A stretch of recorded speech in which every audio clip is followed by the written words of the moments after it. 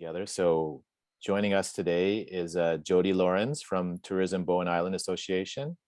Hello, Hi. I'm Jody Lorenz. I'm with Tourism Bowen Island Association.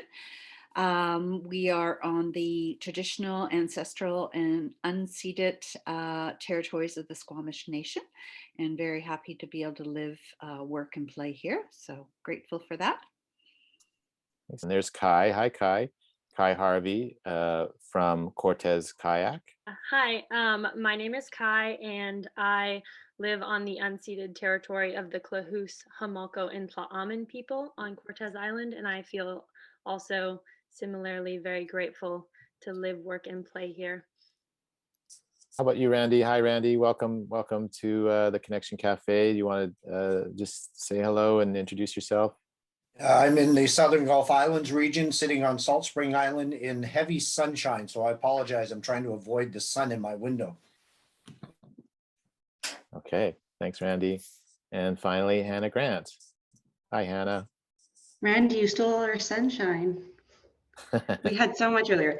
Hi, my name is Hannah Grant. I'm part of the Tourism Vancouver Island team, and I'm joining today from the traditional and unceded territory of the Sineamuk people. And Tourism Vancouver Island is very grateful to live, work, and play on the traditional territories of the Kwakwaka'wakw, Nuu-chah-nulth, and Coast Salish peoples. So we're kind of scattered all across the region, and it's very lovely to see some familiar faces today. Hi, I'm Dre. I'm here from Quadra Island, and yeah, really excited to be joining this group and this conversation.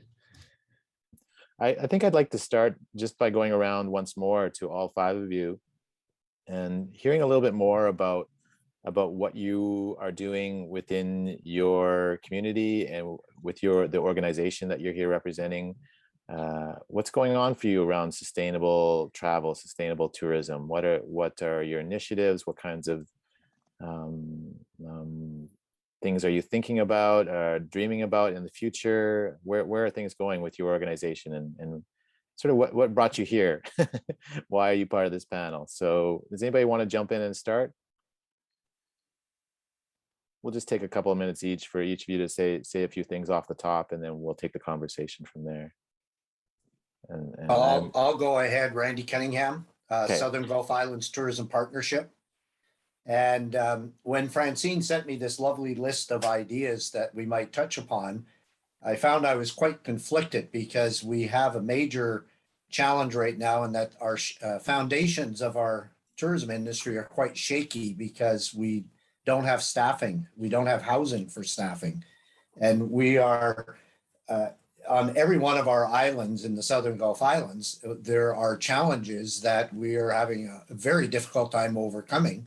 And that translates into ferries bringing visitors to our islands. They're warning us already that we're going to have problems, maybe even cancellation of sailings over the summertime. So that's the pessimistic side of things. And I hate to start off with that, but it's a very chaotic time. We were hoping we were going to come out of COVID into a world that may have been more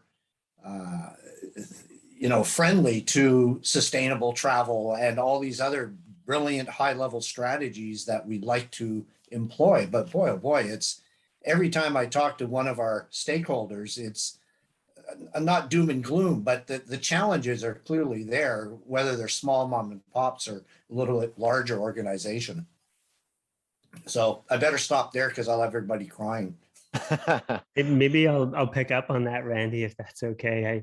I feel Sure, that. go ahead, I feel Jay. a lot of conversation in our community where sometimes it feels like there's this expression that some friends of mine in consulting used to use, and they called consultants seagulls because they would fly over shit on everything and then just keep flying. And I know that feeling, Randy, of just sort of like when there's a lot of negative dialogue in the community, sometimes it's hard to sort of see sort of beyond sort of lobbing a grenade into into the pile, another cliche for the group, but just sort of maybe trying to find ways of looking beyond that and really starting to problem solve constructively. And so here, similarly, we really have a challenge with the ferries. And Dre froze there on that challenge of the ferries. I was hoping he might step back in, but let's come back to Dre and Kai, Hannah, or Jody. Want? Oh, sorry. Oh, there you back on. Yeah. Oh, sorry. It's okay. I don't know where I lost. Cut out for a minute there. Oh, I don't know where I cut out. You cut out on the challenge of ferries that you were also facing. Yeah, and I just like the idea that sort of moving from that sort of being concerned into a collaborative problem solving phase where we start to think about specific I guess specific solutions, and where larger groups of us can get together and say, okay, well, if we petition maybe to say, well, there's like on some of the bigger ferries discounts for RVs coming at non-peak travel hours where businesses are restocking and things like that. A couple of other things that have me really excited. It's really neat. I'm happy to see you here, Hannah. We've just had a wonderful experience with TVI and some funding to help us with some infrastructure, specifically some stopgaps as we try to figure out how to get more permanent restroom facilities in at our trailheads, and doing work on our trail systems and networks that promote the use of our trails in times that are uniquely suited to our island and our islands in general, right? We have good weather for a lot longer than the rest of the province. So mountain biking in the wintertime is possible. Hiking in the wintertime is possible if those trail beds and those water crossings and the foundations of those networks are adequately maintained. And so I'm really excited about opportunities like that also to both network and problem solve and share different ideas that are working well. And I'll stop there for now. Yeah, thanks, Dre. That's perfect. So yeah, I heard you sharing, you share some of these challenges that Randy's talking about, but there's also these exciting opportunities that are coming up. And maybe we'll move it over to you, Hannah, since Dre was talking about this recent partnership that you had with him, and you can talk a little bit about what you're doing and your perspective. Yeah, for sure. Yeah. That's awesome, Dre. I work more on the marketing side, so I love when I learn about some of the development projects and the trail initiatives in particular. I've been really kind of like stoked and popping over to my coworker Callum's office because there's a lot of really neat work that we're doing in that way. And so we've been super grateful to have funding through the provincial government to be able to do that sort of infrastructure project and continue to build out that seasonality, especially around trails. That's a big one for us. And at the office, I'm kind of known as we joke, I'm the safety Sally. So my role is in digital marketing, but I've kind of taken up this mantle of loving our nature. I think I'm the big hiker in the office. So I'm often the one talking about leave no trace principles and please wearing helmets while you're riding bikes and all of that good stuff. So Callum thought I'd be a good fit to come talk to you about some of the marketing work that we're doing around ethical advertising for marine mammal viewing has been a big focus for us lately, working with tour operators and even just recreational boaters and media and trying to talk about some work in there. The big project that I'm working on that I'm really passionate about right now is our new accessible travel guides. So we're building out a set of travel guides for travelers with disabilities. And the whole project is built and crafted and led by creatives who identify as having a lived experience with a disability. So it's been this really fun grassroots program where we're all out shooting, having a really great time as we travel the island and collecting those stories. So we're shifting the way that we talk about marketing at TVI. We're shifting the way that we talk about travel experience. We're trying to bring people into the fold of what it is to be an islander, what it is to love this place that you live. And I can share a resource with everyone later, but I thought it was really interesting. It was a study about just how integrated folks are into sustainability messaging. We live this. This is how we roll here. But it actually showed that only about half of Canadians even have sustainability minded behaviors and attitudes. So it's really cool to take a pause and think, okay, we've got to go back to those educational basics. So that's kind of my role at TVI, is stepping away from this idea of getting frustrated with travelers who genuinely don't know, and figuring out ways that we can bring them into sort of the way that we talk about the island. And at work, we call it mindful travel because that's the most Vancouver Island way of talking about sustainability. is that we're very mindful about the way that we experience the islands here. So lots of really fun work about mindful travel, accessibility, diversity, equality, inclusion, and ethical advertising happening over here. Mm. Yeah, thanks, Hannah. Mindful travel. Love that phrase. I'm going to actually ask Kai if you want to go next. Kai, guessing that you are part of the mindful travel kind of world with your business. It's a business that you run, right? Yeah, hi. Yeah, I run a business called Cortez Kayaks on Cortez Island, and it is funny talking about sustainability just because it is such an overused word, and so it can mean so many different things. But for me, like sustainability is not only a pillar of our company, as of course it is, but it is like literally the foundation of like my life personally. And so before doing business, we think about like the sustainability of it like before doing business. So for us, it's like the motivation of doing business is to have a sustainable job, not to actually do business, if that makes sense. So for me, I just think about sustainability before everything else. So it is kind of funny to talk about it. And especially like when talking to consumers who don't think about that, or travelers who aren't thinking about that, because it's kind of hard for me to understand where they're coming from, because like so much of my life has like led up to where my mindset where I am now. So it's hard for me to understand where people who don't consider those kind of things are at mentally. But yeah, I mean, I feel a little bit scattered because this is such a broad topic. Like I could talk about so many different avenues of what we do as a company, my personal thoughts on it, like what I wrote my thesis on, you know what I mean? Like I have a lot of different thoughts on this whole thing.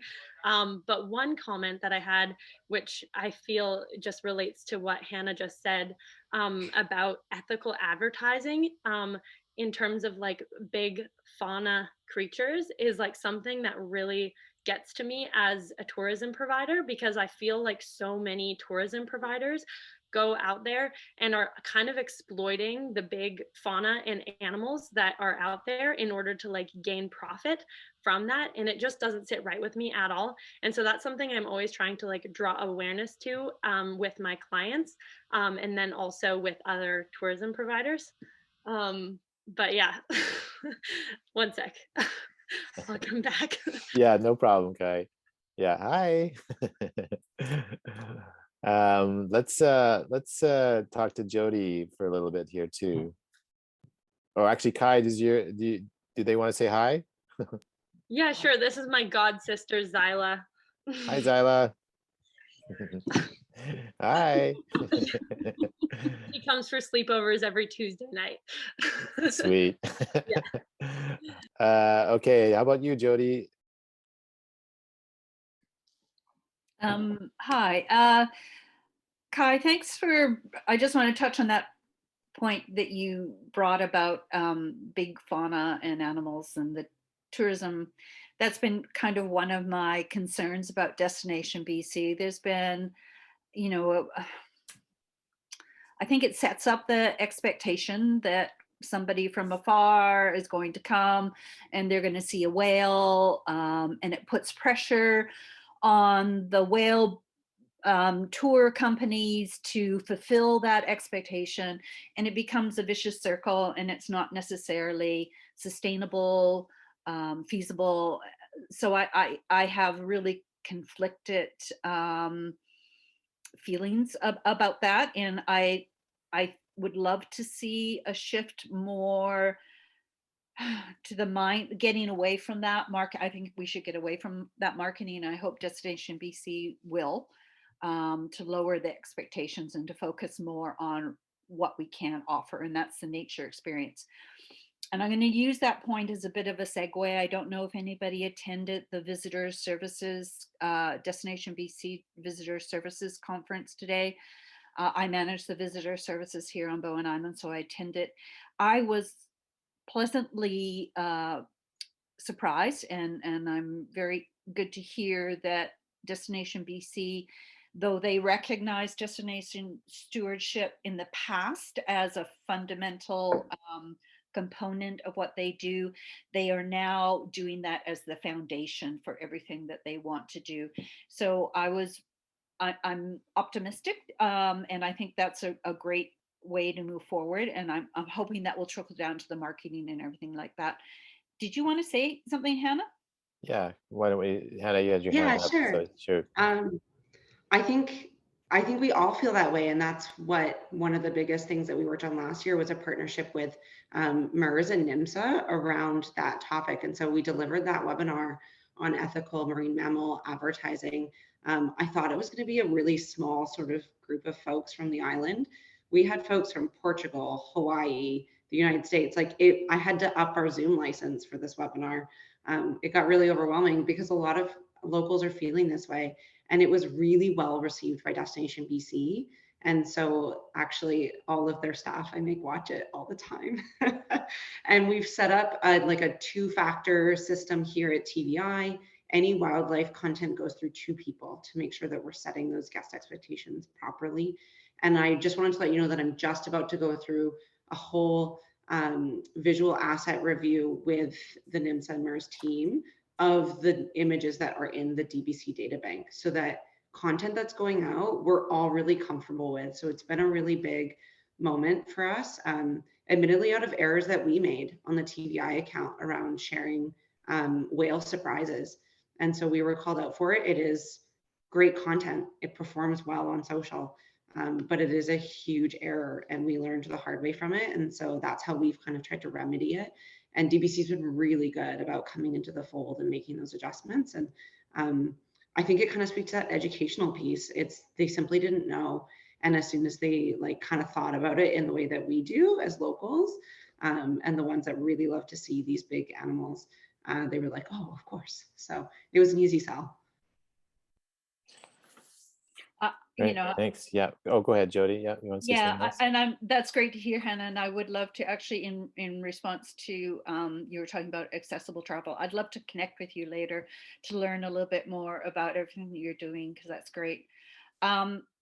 Just going back, there is so much to learn. Like today at the Visitor Services Conference, Tourism Kelowna and Tourism Squamish both presented on destination management practices, stewardship, and there's a lot, green step, carbon neutral, all those. There's so different destination organizations are working already on this. So I think there's a lot to learn from what other people are doing and what they're learning from their experiences. So I know Tourism Bowen Island, we're small.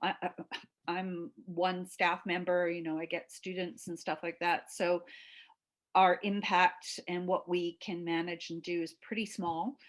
I'm hoping, it was brought up earlier, I think Dre was talking, about BC Ferries. The island partnership, I would love to see more collaboration. And we have so many things that we share, concerns, whether that's the ferry, affordable housing, water resources, environmental concerns. We all share so much because of where we live. And so it would be really nice to work collaboratively about that together. Yeah. On that note, just the BC Ferries, conversation about our return fare, like BC Ferries. So Jody, I'm going to stop you there just because I want to make sure everybody gets a chance to be part of this conversation. But thank you so much, and I love that you brought up the collaborative part of this and sharing information and sharing resources, because I think that's really what RIEP really wants to facilitate is that kind of sharing together. And I actually wondered if I could go back to Dre. Just because I don't know if everybody knows here what organization you're part of or what you're doing with that organization, because I think it also involves a lot of collaborative stuff. Yeah, I got really excited, Jody, with what you said. And I mean, there's a number of organizations that I participate in, ones that I'm excited to be a member of, and that feel like they're doing some really productive work are the Discovery Island Chamber of Commerce. And that group has been really lovely in supporting initiatives. So maybe to speak to the issue of infrastructure a little bit. public restrooms are a problem for us here on the island, and there through the chamber, we were able to get funding from the businesses, and that includes businesses involved in tourism. We were able to get $5,000 from that organization towards supporting putting porta potties out at our most important trailheads. And so that was just a wonderful acknowledgement, I think, that, there are a lot of businesses that are benefiting from tourism and also supporting the infrastructure out there. And that equally supports locals who are going out to use the trails, I think is really good. And then we equally had some support from TVI as we're sort of building towards longer term solutions. We'd rather not be doing just porta potties at this point, but it's a great stopgap while we get, right permits together. And I think around the permits and figuring out protocols and a variety of things there, during the pandemic, when we were trying to figure out, well, how do we clean these and keep them safe, but also keep our costs reasonable? We have about 60 or 70 kilometers of road that separates some of those porta potties. And Jody, I think to your comment there about getting together and collaborating and thinking, we reached out to a couple of different places that provided us with good evidence and support for an approach that made it possible for us to put the porta potties out there, but also cover the costs of cleaning them, which was probably another $5,000 or $6,000 even just for the tourism season. So, I mean, relatively small amounts maybe in some people's opinions, but for smaller organizations that are trying to piece these things together and build like a case and a roadmap for getting some of this infrastructure in place, those are examples. Yeah. Thanks, Jay. Yeah, so small, they might seem small, but they actually have, I'm imagining, a big impact when you can pull those resources together. And the porta potties are maybe not something that we think a lot about, but that is the practical element that we're talking about of creating more sustainable travel, right? Yeah. And Mitch, not to, I don't want to talk too much, but I really like this idea of incremental, that small things lead to big things. I think it's sort of, we had a good 2 or 3 years of evidence and local supporting initiatives. And I think when we went to TVI, and I just want to give props to Jolene Hanna, who has been wonderful to work with. When we went to TVI, we had been documenting carefully all of the work that we had been doing out on the trails and the work that the chamber had supported in those funds. And it was really nice because we had a narrative that showed that over the course of 2 or 3 years, sort of a consistent, community participation in making that infrastructure come into play allowed, I think, I would guess, Hannah, was probably one of the things that made it easy for TVI to say, oh, good, there's local support for this. This has been an ongoing concern. And I feel like across our islands, there's ways that all of us can leverage each other's narratives as well, by knowing about different examples of things that are working well. I'd also echo Jody that water is a big one for us. Roads, I think we talk a lot here about affordability and housing.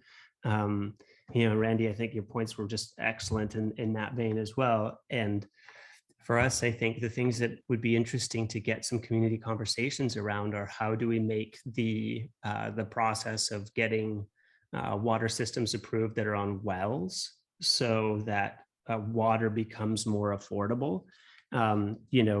Through a group of us working on that maybe and going and having conversations with VHA would be a really productive thing for us to do, because that, the expense of managing water, managing it carefully, but then also having clean water, is important. And certainly I know a lot of the businesses here on Quadra, don't have necessarily all of the permits in place that they need to be doing business. And so that's an area of struggle. Thanks, Jay. Maybe I'll come back to you, Randy. And so you, off the top, mentioned a bunch of challenges that you see facing sustainable tourism operators. And I'm wondering if you're seeing is there any incremental or any opportunities also that you're seeing in your work with the tourism partnership? As a CDMO for our region, the concerns that I raised was because of the potential visitor experience that may not be optimal. And especially in the summer, we've historically been oversubscribed in the summer, I guess you could say. We get inundated.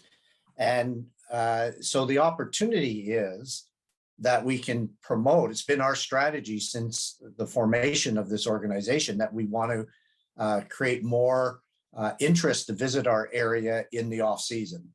And so I guess that's going to be enhanced even more.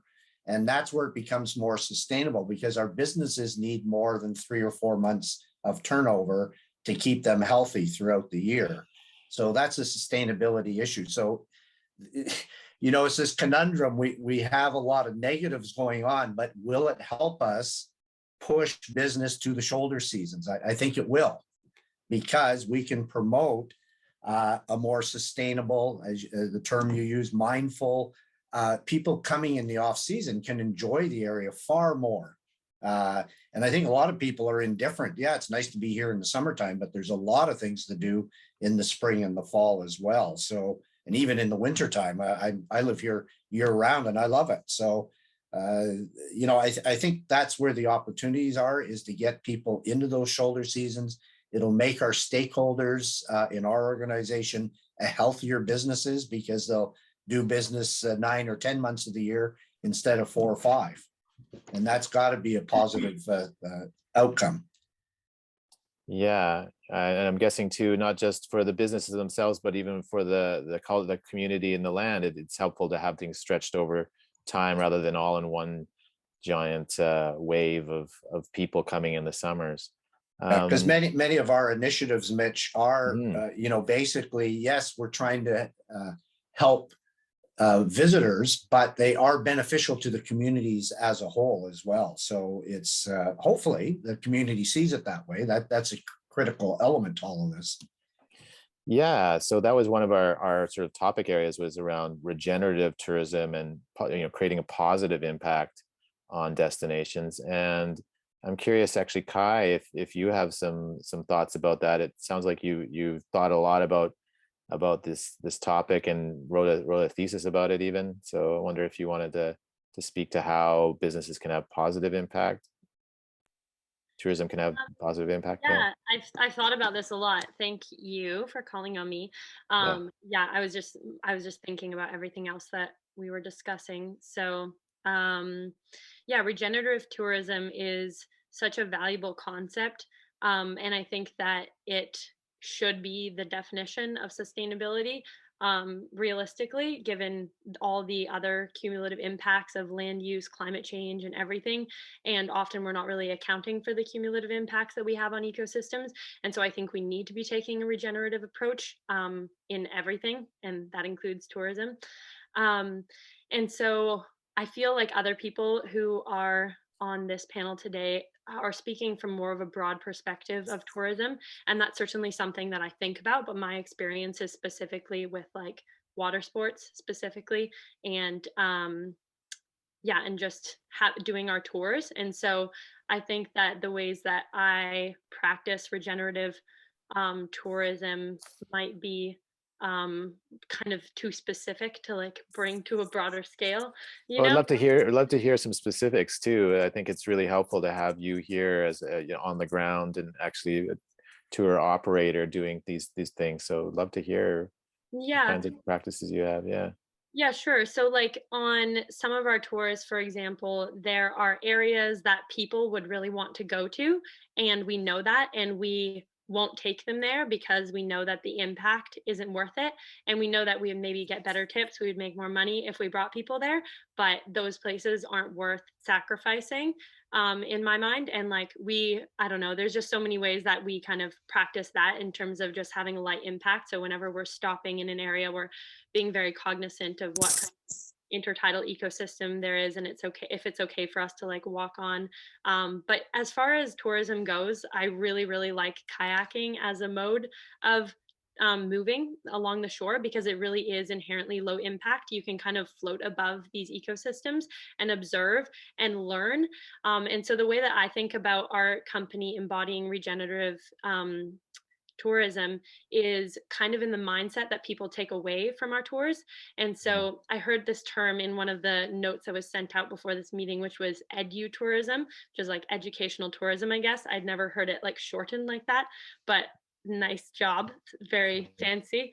But I feel like on our tours, we talk a lot about climate change. We talk a lot about Indigenous history and current Indigenous politics. We talk about stewardship and relationships with the land. And I try to like accentuate this whole narrative. And so people walk away feeling really deeply connected to the land. And so that's the way I think about regenerative, is that they are walking away like feeling, oh, I'm connected to this ecosystem, and everyone is. And so that is regenerative in a sense, in their mindset that they're walking away with. But then also like socially regenerative, having a company that provides opportunities for local youth. We have like, we always provide opportunities for youth in the summertime to like learn how to become a kayak guide if they want to like come on our tours. And we like try to do free tours for all of the many of the nonprofits on the island for their staff teams and stuff like that. So that's another way that I think you can be regenerative as a tourism company, is to like give back socially to the community in any way that you can. And another interesting concept, which comes from partially my school experience, is the concept of like paying rent on unceded territory, because we pay for all of these park permits and all these other certifications to operate. But I think a really valuable and upcoming movement will be to pay in some way. Maybe that isn't in a monetary way. Maybe you are thinking about what is the fair value of like renting unceded territory. It's a very complex issue, obviously. And then you're taking that value and then offering free programming to local Indigenous youth or something like that. It doesn't necessarily have to be a monetary value if your company can't afford it. We're a very small company. It's just like my partner and myself, we're a family business. But we're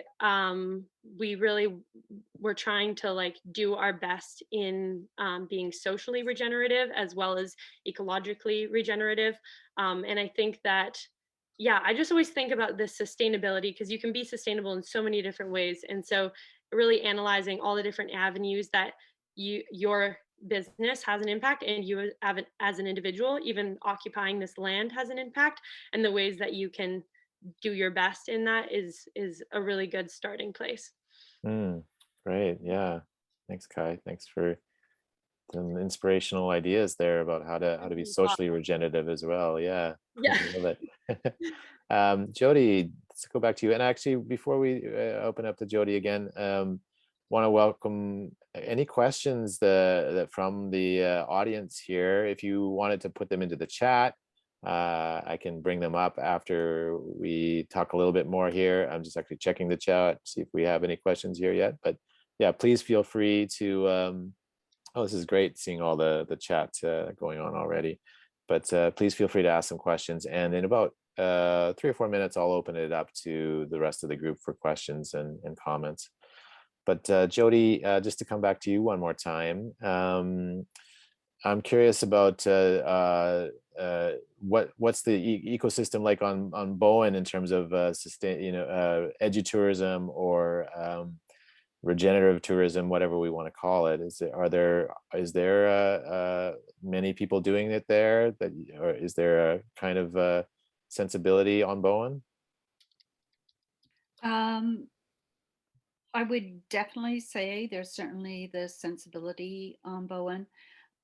In comparison to everyone here who's on a little bit more distant from Vancouver, I mean, we're a 20-minute ferry ride from Greater Vancouver. We I think get perhaps a little bit more impacted just because of our location.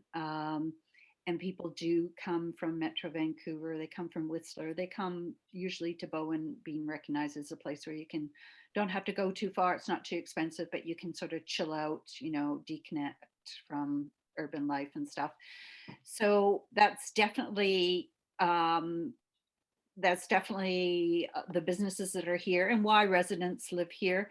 And so there's definitely that sensibility. And as far as nobody here wants over tourism, over tourism just leads to bad experience for the visitors. They don't get what they want when they come here, and it's also not what residents want. And to Kai's point about, there's environmental sustainability, but there's also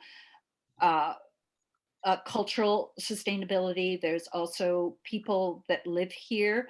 Some people that work in tourism obviously want to support tourism, but there's also the residents that don't, and they see the negative impacts from tourism. So today, like at the Visitor Services Conference, I was pleased to see that the manager who does visitor services now has the title of oh my God, what is her title? Community and Visitor Engagement Manager of Community.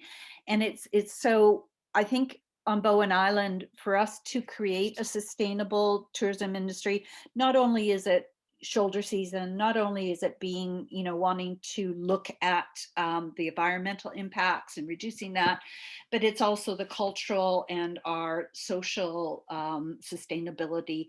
And we have to engage the residents, and it has to be responsive and respectful and interactive with them as well. So it's a huge task. And like I said, I'm feeling the pressure of having huge aspirations about, and get excited when the larger destination management organizations are talking, oh yeah, I want to do that, I want to do that. But it's always hard to, but it's good to have those aspirations, but how to get there.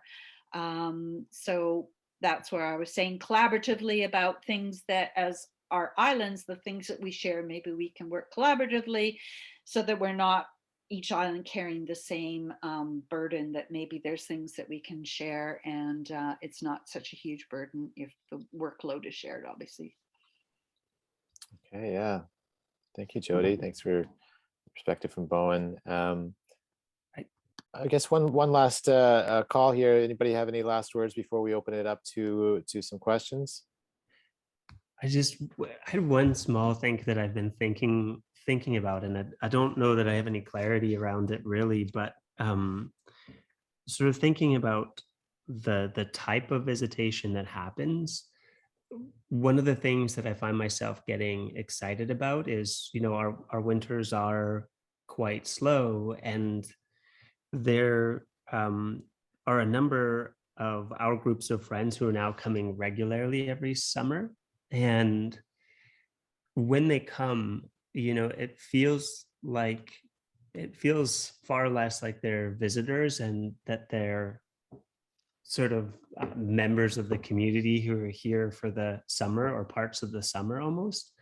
And that's really exciting to me. It almost actually brings a real positive energy to the island. And maybe the comments that you made, Kai, and you made, Jody, about sustainability and cultural sustainability, that's something that I know I look forward to. And we've had, pretty large or a fairly large number of people come out to volunteer and trail build with us, for example, in the shoulder seasons, and then come back and ride with us in the summer and visit. And so one trend that I've seen, and I've talked with some of our local resorts about this as well, that they're seeing repeat people come back in the summer, is that's kind of a really nice form of tourism, because those people are regularly engaged, and it's less like they're tourists and more like they're friends who are coming for the summer. And there's a real sensitivity. I mean, they're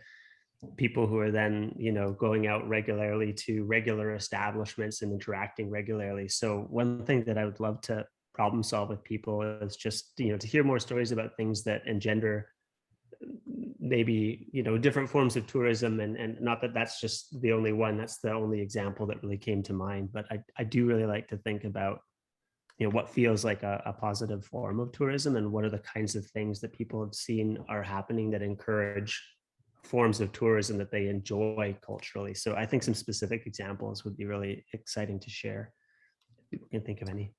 I wanted to make another general comment before it opens up. Just Sure. Cortez as a whole, we are like so much more far away from the city than an island like Bowen, for example. So I feel really happy with the level of tourism we have. And even though I own a tourism company and would individually benefit a lot if more people came here, I do not want more people to come.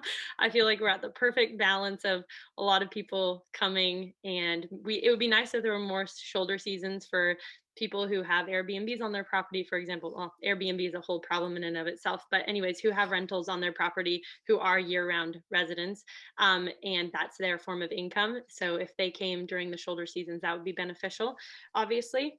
But I kind of feel like Cortez is at a max capacity because people can't just come here for the day. It's like too far. And so you have to stay overnight, and there isn't any accommodation available. Like even trying to book now for August, there's like 2 things available, and the campgrounds all get booked up immediately. And last year we were having a lot of problems with people camping in random places and like doing pretty gross things like pooping in people's driveways and stuff. So it's kind of a concern that it's going to get overrun, like without having the infrastructure to like support that. But I feel like because there's like we're 2 ferries away from Vancouver Island, it protects us a little bit. But I kind of hope that we stay under the radar a little bit. Right. Yeah. Yeah. Okay. I just wanted to establish that like I'm pro tourism in like a small growth way, but then also Yes. I'm like anti like too many people. In Right. case anyone else from Cortez is on this call and being like, guys, trying to get more people to come. Yeah. Well, the I balancing think what you act. said about, Go ahead. oh, Go sorry, ahead. go ahead. Yeah, no, you go I ahead. was just going to say, Kai, you said balance. And I think that's a word that keeps coming up over here, is figuring out what that balance looks like. Because we all are tourism folks who are also residents and want to keep loving where we're living. Great. Well, thank you all. Let's open up the field, see if there's any questions for any of our panelists. And I want to remind you once more about the poll. And if you want to take the poll, we're gonna show the results of the poll right immediately after our Q&A here. If anybody has a question, please raise your hand. If you know how to do that, there's a little button where you can raise your hand, or just jump in. You can do that as well. It's kind of hard to see everybody at the moment, so I welcome people just to open up their mics and fire a question away. But please say your name and where you're coming from. I see one hand up, and let's see if I can find it here. It's Ed from Galliano. Go ahead, Ed. If you want to unmute yourself. Yeah, hi. My connection may be a little unstable, so if I start to stutter and whatever else, let me know. Okay. I was just going to mention that if on the islands, if you have a parks commission, are you able to hear me? We lost you there for a minute, Ed, but we heard you say about Parks Commission. Yeah, if you have a parks commission, they may be able to put up toilets for you and keep them clean. We certainly did that on Galliano when we found we were overrun with tourists who are pooping in driveways too. They're a special type of tourist. I'm sure that you know, the tourism industry has a classification for them. So what you want to do is try to teach them to go and use the toilets, and you do need to put up toilets that are easy and accessible. And if you can get your parks commission to pay for their installation and maintenance, a permanent toilet will run you about $12,000 to $15,000 with a pump vault. And then you need to pump it at least once a year. You're going to talk about about $1,800 if you have 8 or 9 toilets, and depending on your visitation. So the trick is get somebody else to pay for doing this. Yes, thank you so much for that idea, Ed. Anybody else with a question here for any of our panelists or comment? Okay, I've got a couple more hands here. I've got Jason on Salt Spring. Go ahead, Jason. Hi, not so much a question, just kind of letting you kind of know what we're doing here with our business. So I've got a sightseeing tour business on Salt Spring. We've got 4 different vans. We're actually, we've got a gold rating through Green Step for sustainable tourism. and we're trying to get their, they now put in a platinum level. I'm going for that.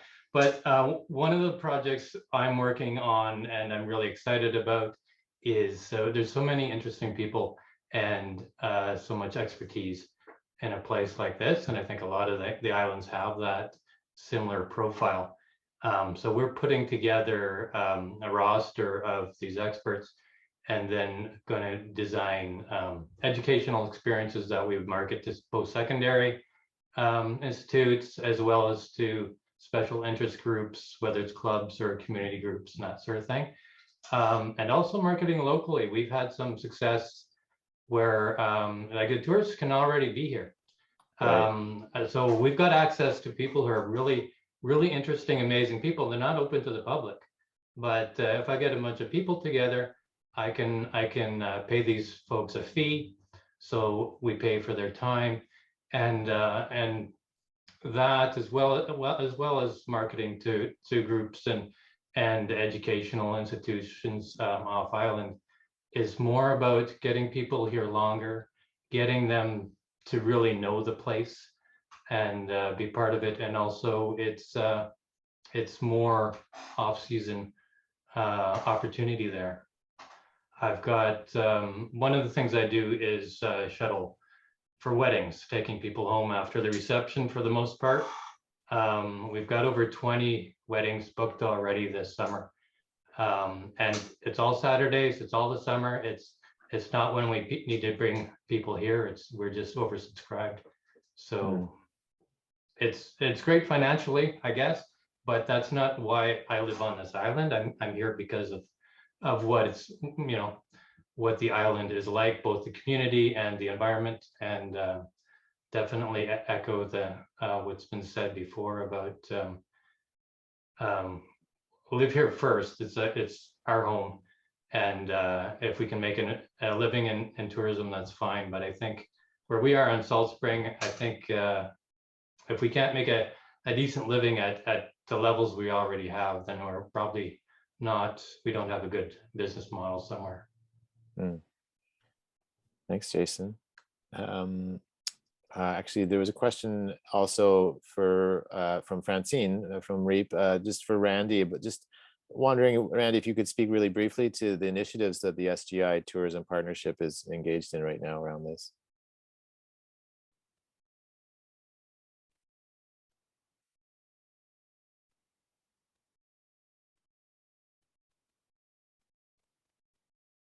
Oh, sorry, Randy, did you catch my question?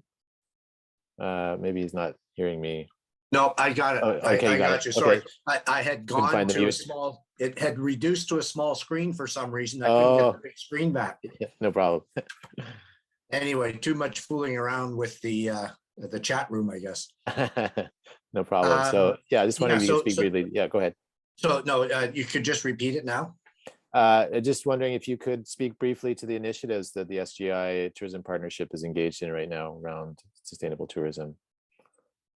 Well, generally speaking, we're promoting for the spring and the fall, and then in the winter time, we're working on a number of projects which are helping develop our destination, including marine linkages between all our islands. We did a pilot last year, and we're trying to continue that this year. Again, with a heavy focus on the off season, but even during the season to try to disperse people around our islands. You know, like Cortez, some of our islands aren't loaded up with tourists in the summertime. And if Salt Spring has too many, then we'd be happy to get them over to one of the other islands, or vice versa in some cases, to attend events and things like that. We're also working on a housing project right now to help develop more housing on the island, to make it easier to develop more housings. The problem is none of these things happen instantaneously. The problem is tomorrow morning, and the solutions are maybe you know, in 2030 at the rate we're going. So it's a long, arduous, slow process to solve the problems that we have existing today. So in the meantime, we just try to move things around, you know, try to get it interesting for people to come in the off season. That will help our help sustain our businesses. So they're not working, as I said earlier, not working on a 4-month year, they're working on the 8, 9, 10-month year if they're lucky enough. Right. Okay. Thanks, Randy. Yeah, just hearing the paradox in all of this, in what you say there, that there's we want people to come, but we want to make sure that they come in the right numbers, and that some of the problems that we face are long-term solutions, even though they're right in front of us. I think we'll probably end it there. I'm noticing the time, and it's time for us to move on to our breakout groups. But I want to thank you all for coming and being part of this panel. Really appreciate kind of the breadth and the complexity of this topic. And I'd actually request that all of you, if you wouldn't mind putting your contact info, if you're willing to share, in the chat, so people can follow up with you if they have other questions. The last part of our program for this evening, which is our showcase, and we are showcasing Whale Trail. And I would like to welcome Donna and Aaron. And Kaya, I think you both have presentations. Yes, okay, great. Yes, here's our showcase feature. So Donna Sandstrom and Aaron Purdy are going to be presenting, make a 10-minute presentation here. And I believe you both have presentations, slideshows to share. Is that right? Can't see. Yes, we both have some slides to share. Okay. Okay, great. So I think what we'll do here, who would like to share first? I think Donna's going to start us off. Okay, so Donna, I'm making you a co-host here, so I think you should be able to share. Okay, am I right? Yeah. Yep. Mm-hmm. Okay, well, welcome, Donna. Why don't you take it away and tell us about your initiative here. Okay, hold on a second.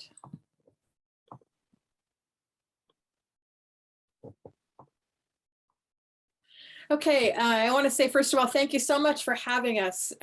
Francine, and everybody, this is a wonderful group to learn about. I'm so just thrilled to learn about everything you're all doing. And a special shout out to Mike Hobel, who has been part of bringing the Whale Trail to British Columbia since 2015. The Whale Trail in BC is a partnership. So we're going to talk about, and the BC Cetacean Sighting Network is our lead partner in BC. So I'm going to talk a little bit about the Whale Trail story, how it came about, and a little bit about where it's going. And then Aaron will talk about more specifically about the BC initiatives. And then we'll end up hopefully with a little time to talk about, we're super excited about two things. We're doing some events about Springer the Orphaned Orca this summer, and opportunities to collaborate with you all. So a quick high-level look at what the Whale Trail is. It's a series of places you can watch orcas or other marine mammals from shore. And I think we've got Whale Trail locations on many of your islands. I hope a lot of you are already familiar with the Whale Trail. One key thing I like to point out is that we don't actually own any land. The Whale Trail exists because people who do own the land share our vision and our mission and goals. That really excites me some days when I think about the scope of that. Every site has a page on our website, and most of our signs feature interpretive panels or markers. Not all of them do. We've got sites, for example, in Olympic National Park that are wilderness locations. So places where interpretive panels aren't really appropriate or would distract from the landscape. So we have them on the webpage so that people can find their way to them.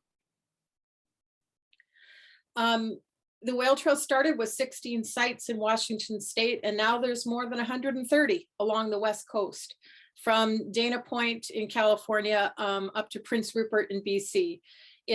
I tell people I thought I was going body surfing on a small wave, and it turned out to be a tidal wave. This turned out to be an idea whose, it was just a simple but powerful idea who's hit that at the right time when a lot of people were looking for something like this. So I'm going to backtrack here and tell you all how it started. and keeping honest about the time. Aaron, will you just kind of nudge me if I get close to the 4-minute mark and I'm still talking too much? I get so excited when I talk about all this. Thank you. So the Whale Trail actually started 20 years, the impetus for the Whale Trail started 20 years ago when a little orphaned orca showed up here near where I live in West Seattle. And a friend of mine got a call from a ferry worker who said there was a little orca nearby, and that was unusual because she was alone. My friend, who's a researcher, went out and looked at her, and it turned out she was a 2-year-old female calf, but she had no saddle patch, or her skin was very mottled and discolored.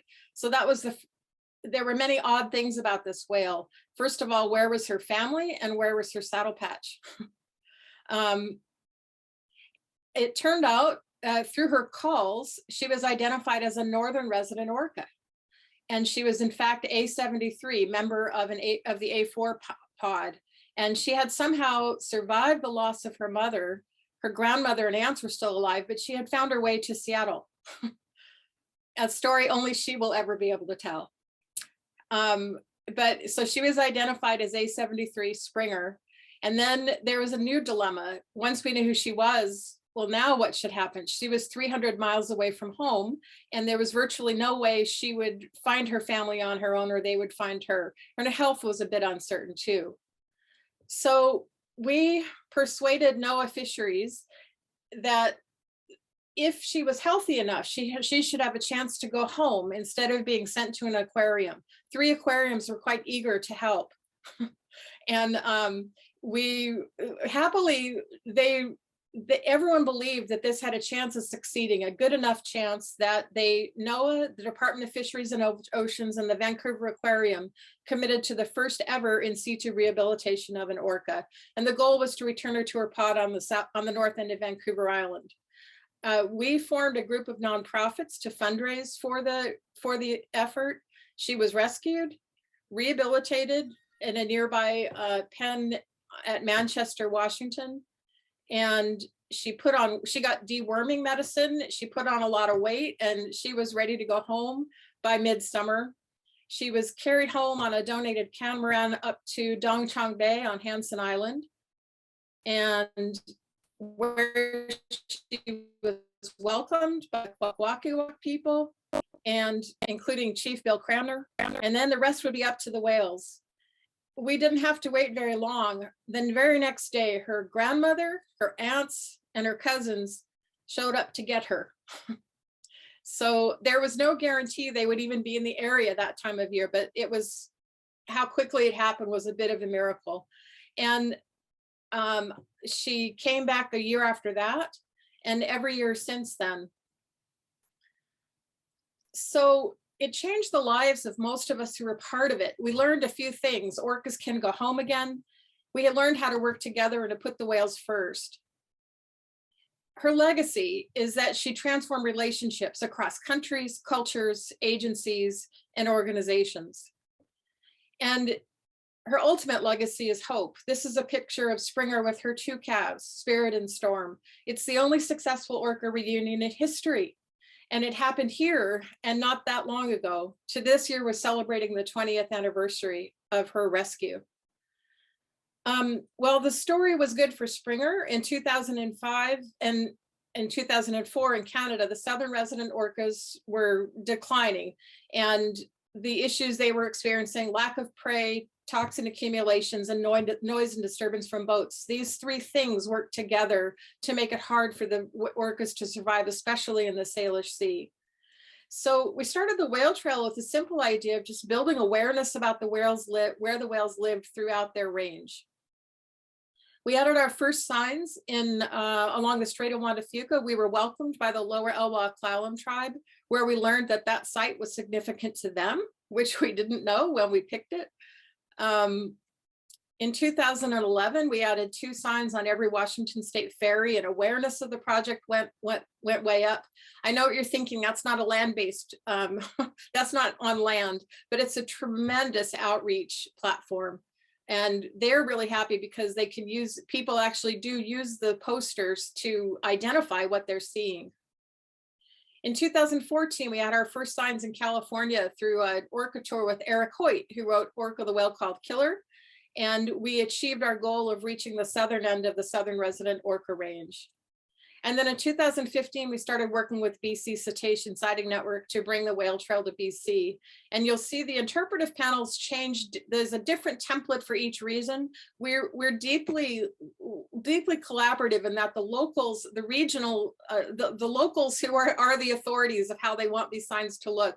What's important to us is the message. So as I mentioned, from 16 original sites, now there's more than 130. We also do programs. We do lectures called Orca Talks. We do events in the fall to welcome the orcas when they come back to this part of Puget Sound. And when the whales are around, we do shore-based interpretation. Hey Donna, I'm just going to interrupt you. Yeah. Maybe we should switch over to Aaron at this point. Okay. Time's tight. Yeah. Okay. Yeah. Thank you very much. Okay. I'm going to just, there we go. Great. So, I need to stop my sharing. Okay, there we go. Perfect. Aaron, you want to take it over? Yeah. Sure thing. All right. So yeah, as Donna mentioned, the BC Cetacean Sighting Network is the main partner here in British Columbia for the Whale Trail BC. The BC Cetacean Sighting Network is initiative with OceanWise. We had a bit of a logo change here. You may have heard of OceanWise, but that new donut fish is the one to look for if you're looking for us. Who are the BC Cetacean Sighting Network? Well, we're a network of citizen scientists collecting cetaceans sightings. So that's whales, dolphins, and porpoises, sightings of any of these animals along the coast. And who can report their sightings in? Well, it's just about anyone: commercial and recreational fishers, ecotourism operators, maritime professionals, recreational boaters, citizen scientists, people just living on the islands, looking out of their backyards and looking out into the water. You can report your sightings in to us. And we use that information for a whole bunch of different things, namely informing policy, doing conservation research, and providing the data to other groups for conservation research, and increasing situational awareness for larger vessels out at sea, helping them mitigate their impact on nearby animals. So as you can see, we are in the business of trying to find out where whales are just by collecting sightings. So it's a really awesome opportunity to partner with the Whale Trail to try to garner some of those sightings, and also to educate people and get them excited about being involved in ocean conservation. So as Donna mentioned already, over 100 sites, over 130 sites I have here, and collectively we reach people, over 100 million people each year. It's really exciting to be able to have such reach. More sites, images of what some of the sites look like and some of the sites you can see from those locations. The key thing here is that we want to make sure that all of the sites are available publicly, and that there is a reasonable chance to actually be able to see marine mammals from the shore as well. I do want to just give you an overview of kind of what the signs look like here in British Columbia, but as Donna mentioned, we do make sure to try to make sure that these signs are a collaborative process involving the needs of that area as well. But as you can see, there's going to be a brief overview and description of the site. You're also going to see the common marine mammals in the area, showing pictures, diagrams, descriptions, so that people can get involved in actually identifying the animals that they can see from shore. A map of some of the other locations that are nearby, perhaps allowing them to plan out their route and find out of other whale trail sites that are nearby. Also, make sure that we give guidelines for reporting sightings, helping people get involved in citizen science and helping to conserve these animals in their daily lives. And then also perhaps learn a little bit more about that location specifically and anything particularly interesting about marine mammals.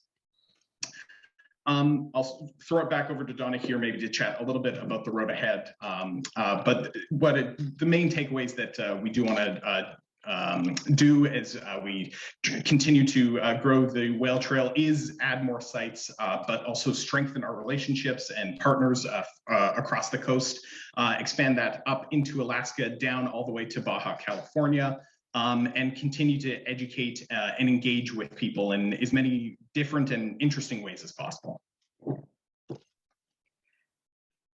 Yeah, thanks, Aaron. I want to add, I'm mindful of the conversation, a lot of the conversations at the beginning in the panel discussion.